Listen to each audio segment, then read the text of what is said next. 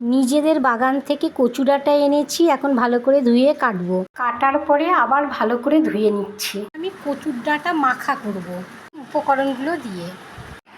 লবণ, বিট লবণ, চিনি, তেঁতুলের পাল্প,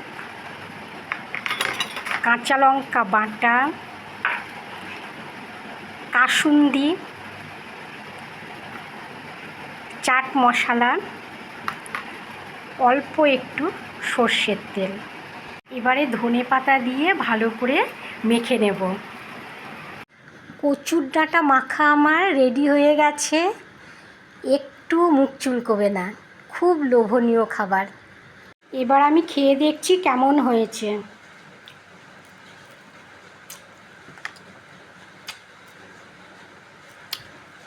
খুব ভালো হয়েছে, আপনারাও খেয়ে দেখবেন।